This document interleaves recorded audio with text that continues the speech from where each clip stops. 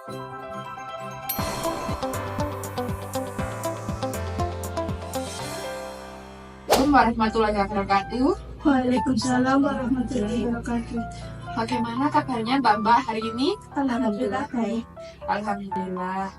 Di sini kedatangan kami yaitu untuk memberikan penyuluhan kepada Mbak yaitu tentang kesehatan reproduksi untuk calon pengantin. Nah, sebelumnya perkenalkan terlebih dahulu, nama saya Wulandari dan ini rekan saya bernama Tania.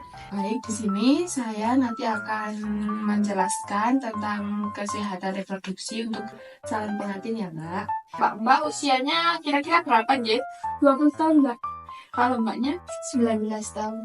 berarti ini udah mau mendekati usia ideal untuk menikah ya Mbak. Untuk selebihnya nanti kita jelaskan terlebih dahulu ya Mbak.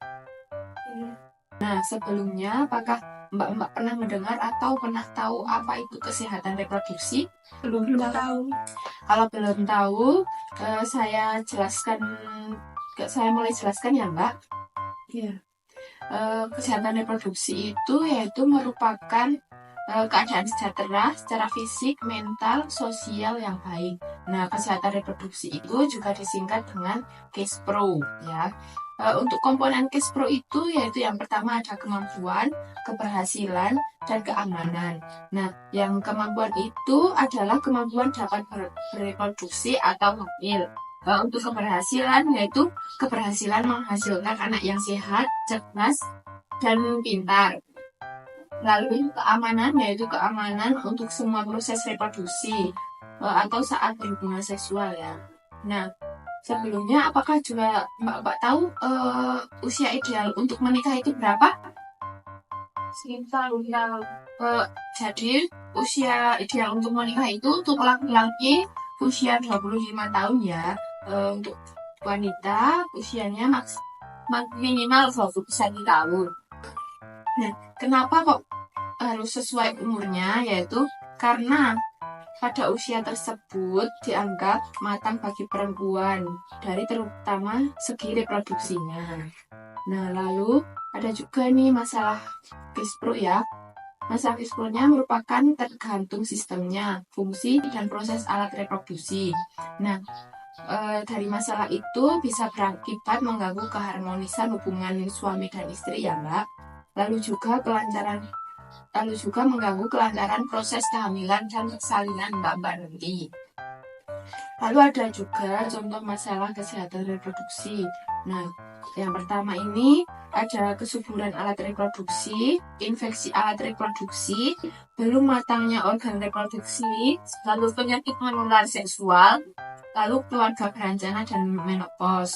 Nah, selanjutnya untuk penjelasannya akan dilanjutkan oleh rekan saya. Ya baik, jadi yang selanjutnya itu ada cara hubungan seks yang aman. Nah itu caranya gimana sih? Nah yang pertama di sini tidak bergonta-ganti pasangan. Karena kenapa? Karena kan kita nggak tahu ya pasangan kita itu apa benar setia sama kita atau malah main di belakang gitu kan. Nah makanya dari itu kita sebisa mungkin cukup dengan satu pasangan gitu. Terus juga biasanya sebelum menikah itu kita diwajibkan untuk melakukan cek kesehatan di puskesmas gitu ya, biar kita tahu dulu nih antara sama pasangan apakah benar-benar terhindar dari penyakit kelamin atau tidak kayak gitu. Terus juga yang kedua ini membersihkan diri sebelum berhubungan seks. Nah ini tentunya untuk menjaga diri kita dan juga diri pasangan kita agar tidak sama-sama terkena penyakit menular gitu ya. Contohnya itu bisa dengan mandi dulu gitu ya, seperti kumur-kumur, sikat gigi gitulah pokoknya ya. Terus yang ketiga menggunakan kondom. Nah, kondom ini alat yang cukup efektif ya Mbak, karena kondom ini bisa menghindari diri kita dan juga pasangan dari penyakit menular. Nah penyakit menularnya ini misalkan ada kutil kelamin kayak gitu, terus ataupun HIV kayak gitu. Nah terus selanjutnya ini foreplay. Foreplay itu apa sih? Nah foreplay itu adalah semacam rangsangan atau stimulus agar kita sama-sama tidak kaget itu saat melakukan hubungan itu gitu kan. Jadi kita perlu kayak pemanasan dulu gitulah. Foreplay ini juga bisa meningkatkan hubungan antara istri dan juga suami nanti kayak gitu. Nah, yang kelima ini juga sama, menjaga kebersihan alat kelamin. Nah, yang enam juga ini tadi sudah saya jelaskan, melakukan vaksinasi di pelayanan kesehatan terdekat. Nah, yang ketujuh ini melakukan pemeriksaan kesehatan ke dokter. Nah, pemeriksaannya ini nanti meliputi pemeriksaan tes HIV, terus juga sifilis atau kayak kutil kelamin gitu, kayak kumpulan daging-daging itu. Nah, terus sama hepatitis atau penyakit kuning, itu biasanya tandai dengan mata yang putih-putih di mata ini warnanya kuning kayak gitu. Terus ini cara merawat alat reproduksi. Nah, untuk perempuan ini tentunya kalau head pakai pembalut dong ya, gitu. Terus ganti pembalut ini kalau bisa setelah jangan sampai area kewanitanya itu menjadi lembab gitu, karena itu tuh bisa jadi sarang penyakit. Contohnya itu infeksi jamur kayak gitu. Terus juga kalau cebok itu pakai air yang mengalir ya. Kalau misalkan mbak-mbaknya gitu lagi di WC umum gitu, terpaksa pakai air yang ada di ember yang disediain itu, kalau bisa jangan dari embernya langsung, tapi lebih baik langsung dari air pengalirnya kayak gitu. Terus juga pastikan area kewanitanya itu harus tetap kering agar tidak tadi itu berjamur ya. Terus mbak-mbak di sini suka pakai kayak pembersih kewanitaan gitu, kayak daun sirih atau apa gitu, pernah? Nah, itu lebih baik dikurangi kayak gitu ya, karena di dalam daerah kewanitaan ini ada yang namanya bakteri baik yang itu bisa menjaga kestabilan di dalam area kewanitaan kita. Nah, nanti kalau misalkan kita terlalu sering memakai itu, nanti si bakteri baiknya itu bisa mati gitu. Jadi ya gitu. Terus juga jangan pakai celana yang terlalu ketat kayak gitu ya. Misalnya levis yang ketat banget gitu. Terus kalau pakai celana dalam juga harus yang menyerap ya. Contohnya dari bahan katun kayak gitu. Terus untuk laki-laki ya ini umum sih, mandi teratur 2 kali sehari. Terus ganti celana dalamnya juga 2 kali sehari ya, agar tidak lembab kayak gitu. Terus juga pakai celana yang menyerap keringat, dan ini juga dianjurkan untuk sunat bagi laki-laki. Oh ya, itu biasanya kalau cebok itu dari gimana arahnya?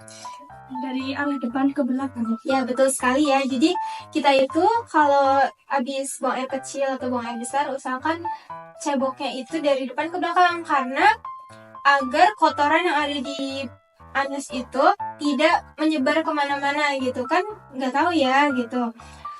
Takutnya malah jadi menginfeksi bagian vagina kita kayak gitu.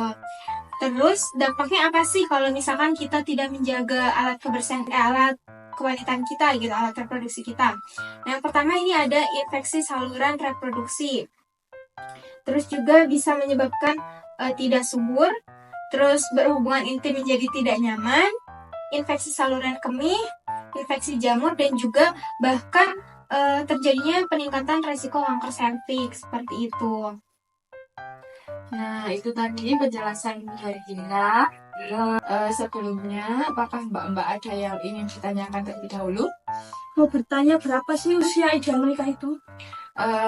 Tadi kan sudah dijelaskan usia ideal menikah itu saat kalau laki-laki usia 25 dan perempuan usia 21. Nah, pada usia itu laki-laki dan perempuan sudah siap untuk melakukan hubungan seks yang sehat.